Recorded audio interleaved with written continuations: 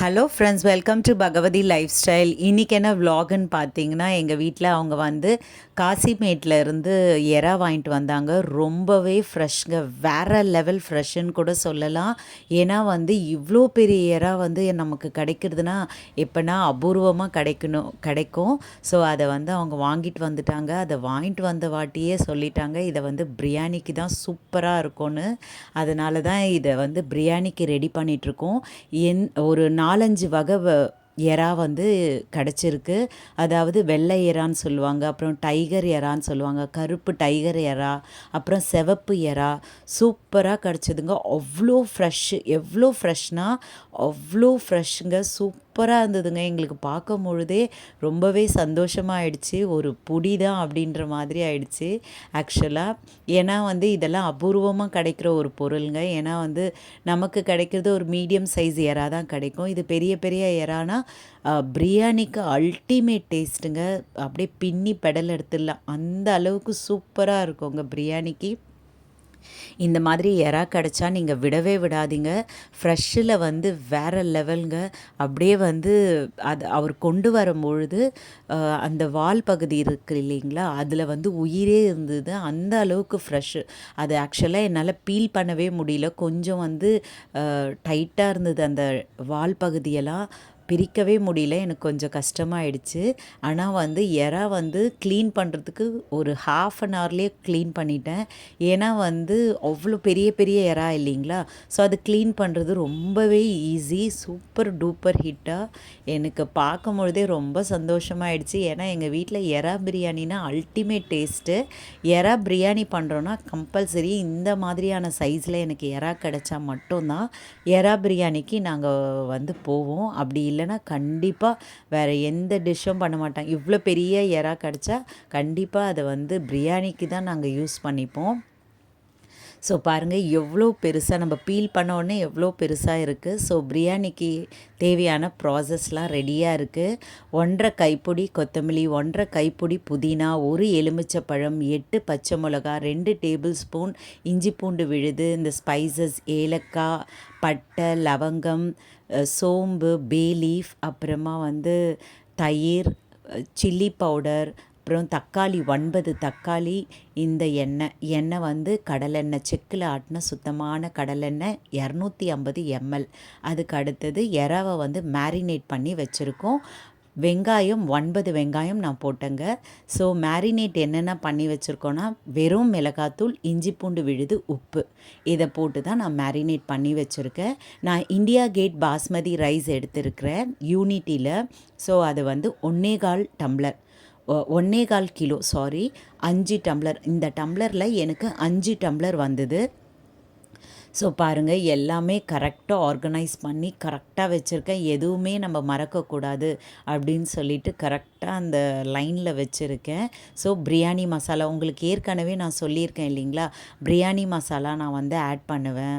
ஆச்சி பிரியாணி மசாலா இது ஒன்று முழுசாக ஆட் பண்ணிவிடுவேன். 12 rupees இது. பேன் வச்சுக்கணும். இந்த எண்ணெயை அப்படியே சேர்த்துக்கணுங்க. 250 ml ஆஃப் ஆயில். இது வந்து செக்கில் ஆட்டின சுத்தமான கடலெண்ணெய். இந்த ப்ராசஸ் வந்து எங்கள் அம்மா தான் பண்ணுறாங்க. ஏன்னா பிரியாணியோட கிங்குன்னு யாருன்னு சொன்னால் எங்கள் வீட்டில் எங்கள் அம்மா மட்டும்தான். எல்லா விதமான பிரியாணியும் ஜஸ்ட் லைக் தட்டாக சூப்பர் டூப்பர் வெரி டெலிஷியஸாக நமக்கு எடுத்துகிட்டு சமைச்சு கொடுத்துருவாங்க. அவ்வளோ சூப்பராக இருக்குங்க. அதாவது எங்கள் அம்மா பண்ணால் வேறு லெவலுங்க, அவ்வளோ ருசியாக இருக்கும். ஸோ அதனால தான் அவங்க வந்து பிரியாணியில் கிங்குன்னு நான் சொல்கிறேன் எங்கள் வீட்டில். ஸோ எல்லார் வீட்லேயும் அவங்கவுங்க அம்மா தான் கிங்கு இல்லைங்க சமைக்கும் பொழுது. ஸோ அதே மாதிரி தான் எங்கள் வீட்லேயும். எண்ணெய் வந்து சூடான வாட்டி நம்ம வந்து இருந்த வெங்காயத்தை கட் பண்ணி வச்சுருக்க நீல வாக்கில் கட் பண்ணோம் பிரியாணிக்கு. இது பெரும்பாலும் எல்லாருக்குமே தெரியும் இல்லைங்களா. ஸோ அதை வந்து ஒட்டுக்காக சேர்த்துடணும் கட் பண்ணி வச்சதை. ஆக்சுவலாக எங்கள் அம்மா ஏன் இந்த மாதிரி லேட்டாக சேர்க்குறாங்கன்னா, லேட்டாக கொஞ்சம் கொஞ்சமாக எடுத்து போட்டு சேர்க்குறாங்கன்னா, கட் பண்ணும்போது ஏதாவது ஹாஃப் ஆஃப் த ஆனியன் வந்து அப்படியே வந்து நின்றுட போகுது அப்படின்னு சொல்லிட்டு, ஏன்னா கட் பண்ணும்போது மறந்துட்டுருப்போம். அதனால் வந்து லேட்டாக ஒவ்வொன்றா எடுத்து எடுத்து போட்டுருக்காங்க. அதுக்கு அடுத்தது நம்ம வெட்டி வச்சுட்டுருக்க எல்லா ஸ்பைசஸையும் ஒட்டுக்கா ஆட் பண்ணிடணும். இப்போ இந்த வெங்காயமும் அந்த ஸ்பைசஸும் ஒன்றா சேர்ந்து நல்லா பொரிஞ்சு வரணும். வெங்காயத்துக்கு நம்ம டைம் கொடுக்கணும். அப்போ தான் வந்து நம்மளுக்கு பிரியாணி சூப்பர் டூப்பராக கிடைக்கும். அதாவது வந்து வெங்காயம் வந்து நல்ல ஒரு கோல்டன் ப்ரௌன் லைட் ஒரு கண்ணாடி பதத்துக்கு வர்றது வரைக்கும் வெயிட் பண்ணுங்க. நான் இப்போ காட்டுறேன் பாருங்கள், இந்த பதத்துக்கு சூப்பராக இருக்குங்க. அப்போ தான் வந்து அல்ட்டியாக தூக்கும் பிரியாணியோட வாசம். இப்போது இது பொரிஞ்சு வந்துட்ட உடனே, அந்த கோல்டன் ப்ரௌனுக்கு பொரிஞ்சு வந்துட்ட உடனே நம்ம என்ன சேர்க்கணுன்னா, பச்சை மிளகா, கொத்தமல்லி, புதினா, தக்காளி, இஞ்சி பூண்டு விழுது, உப்பு, இது எல்லாத்தையும் ஆன் ஸ்பாட்டில் ஒட்டுக்காக சேர்த்து விட்டுருணுங்க. அப்போ தான் வந்து சூப்பர் அல்டிமேட்டாக இருக்கும். ஃபஸ்ட்டு எங்கள் அம்மா பச்சை மிளகா, கொத்தமல்லி, புதினா, இது இஞ்சி பூண்டு விழுது, இதெல்லாம் ஒன்றா சேர்த்து நல்லா பொரிச்சிடுறாங்க. அப்போ தான் வந்து நம்மளுக்கு பச்சை வாடெல்லாம் எல்லாமே போயிடும். சூப்பராக இருக்கும் பாருங்கள். எவ்வளோ எக்ஸலண்ட்டாக இருக்கும். அண்டு ஒரு கலரி விடணுங்க. நல்லா வதக்கணும். அதுக்கு அடுத்தது உடனே நம்ம வந்து தக்காளியும் ஆட் பண்ணணும். ஏன்னா இதெல்லாம் நம்ம இஞ்சி பூண்டு விழுது போட்டோம் இல்லைங்களா, அது நல்லா அந்த எண்ணெயில் போய் மேர்ஜ் ஆகணும். சூப்பராக இருக்கும். எங்கள் அம்மா பாருங்கள், அதை விட்டுட்டு ஷிங்காண்ட போயிட்டாங்க. ஒரு கேட் வாக் மாதிரி எப்பயும் அவங்களுக்கு வந்து இதை கலரிட்டே இருப்பாங்க. எப்போ ஷிங்காண்ட போவாங்கன்னு தெரியாது. இந்த பக்கமும் அந்த பக்கமும் சூப்பராக. அதுக்கு அடுத்தது நல்லா வந்து வதக்கணும். அந்த இஞ்சி பூண்டு விழுது எல்லாமே சேர்ந்து ஒன்றா ஒட்டுக்கா வருதான்னு பார்க்கணும். அதுக்கு அடுத்தது தக்காளியை ஆட் பண்ணணும். தக்காளி வந்து 9 தக்காளி.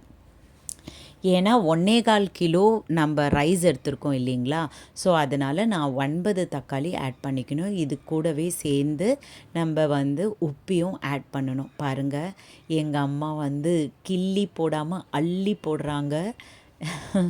ஆக்சுவலாக என்ன தேவையோ அந்த அளவுக்கு தான் உப்பு போடுறாங்க. நான் சும்மா ஜோக்குக்கு சொன்னேன். ஸோ இதுக்கு தேவையான உப்பை வந்து அவங்க ஆட் பண்ணுறாங்க.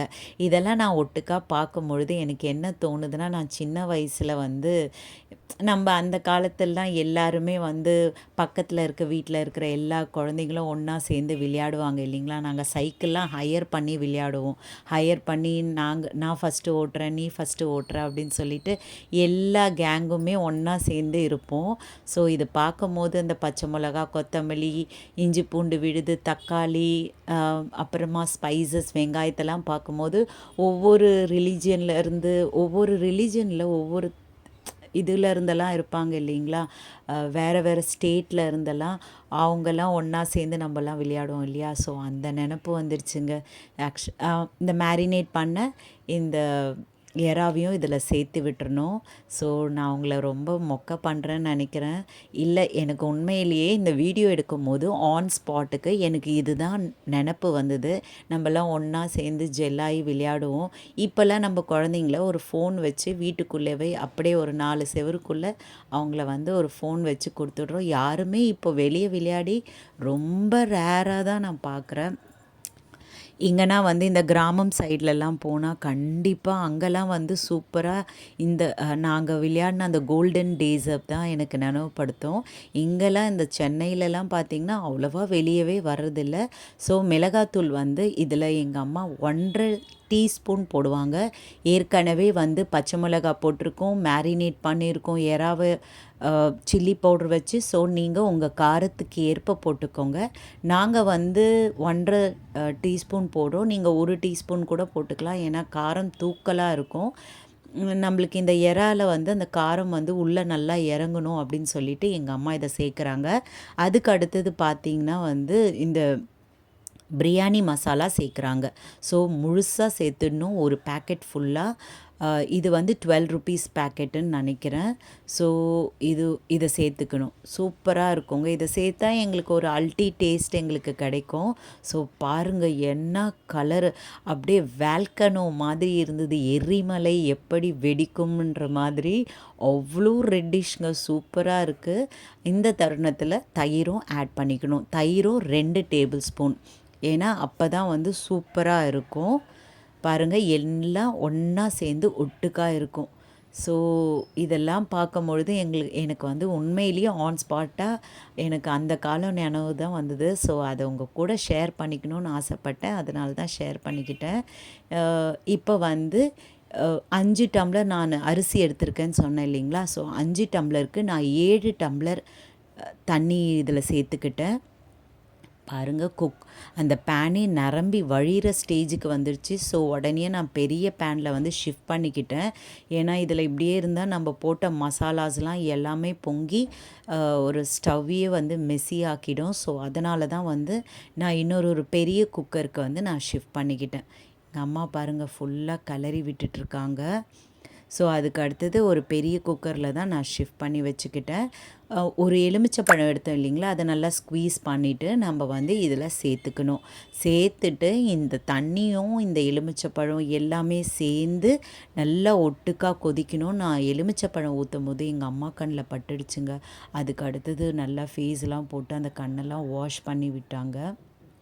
ஸோ அதுக்கு அடுத்தது நல்லா சலசலன்னு கொதிக்கிற வாட்டி அங்கே ஊற வச்சுருந்த அரிசியை எடுத்து நம்ம அப்படியே இதில் சேர்த்துக்கணுங்க.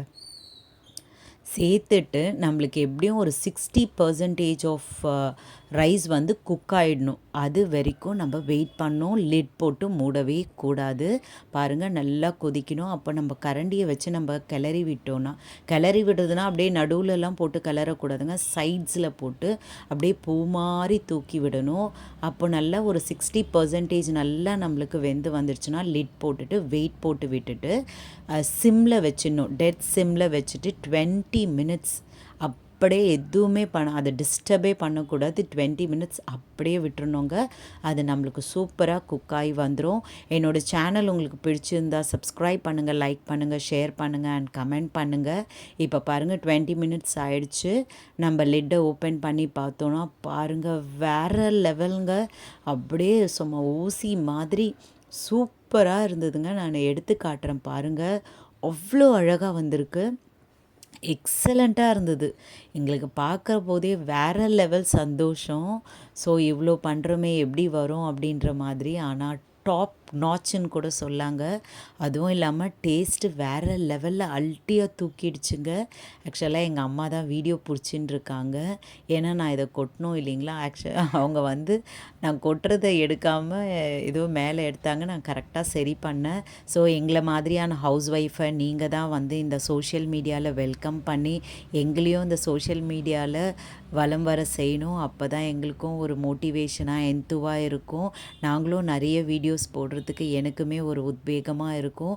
எங்களை நீங்கள் ஊக்கப்படுத்தணும். உங்களோட சப்ஸ்கிரைப் மூலயமா, லைக் மூலயமா, கமெண்ட் மூலயமா இவ்வளோ நேரம் இந்த வீடியோவை இவ்வளோ பொறுமையாக பார்த்ததுக்கு உங்களுக்கு எவ்வளோ நன்றி சொன்னாலும் பார்த்தாது. அந்த அளவுக்கு என்னோடய மனம் நிறைஞ்சு சொல்கிறேன். ரொம்ப ரொம்ப தேங்க்யூ ஸோ மச்ங்க.